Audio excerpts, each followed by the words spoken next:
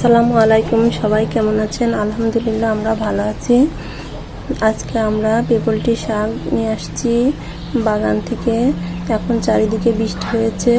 এই গাছগুলো শুকনা, এতদিন শীতের সময় গাছগুলো মারা যায়, কিন্তু শিকড়ের ভিতরে থাকে।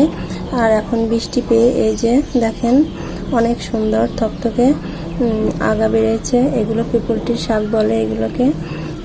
এই পেপলটির শাকগুলো অনেক সময় আমাদের বাজার থেকে মাছ নিয়ে আসলে মাছগুলো নরম হয়ে যায়, তবে এই শাক দিয়ে চচ্চড়ি করলে সেই মাছগুলো চচ্চড়ি করলে খেতে ভালো লাগে। তবে আজকে আমরা মাছ না, এমনিতেই এই শাক অল্প এক মুঠ শাক উঠিয়ে আনছি। এগুলো আলু দিয়ে চচ্চড়ি করব। দেখেন এই শাকগুলো কিভাবে রান্না করলে ভালো লাগে খেতে।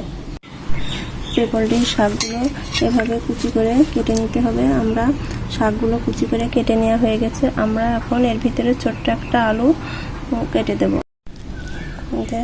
ছোট্ট একটা আলু কুচি করে কেটে নিয়েছি, এগুলো শাকের ভিতরে দিয়ে দেব। আমরা এখন পেঁয়াজ, রসুন, কাঁচামরিচ এগুলো কেটে নেব। আমাদের শাকগুলো পরিষ্কার করে ধোয়া হয়ে গেছে। এখন আমরা কড়াইতে শাকগুলো দিয়ে দেব।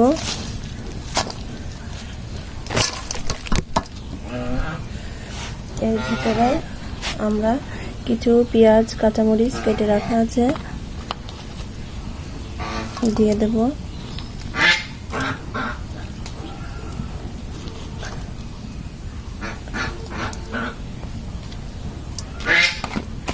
স্বাদ মতো লবণ দেব।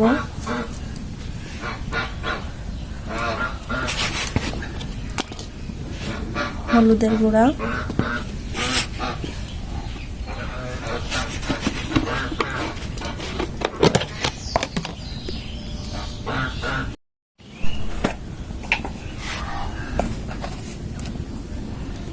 ধনের গুঁড়া,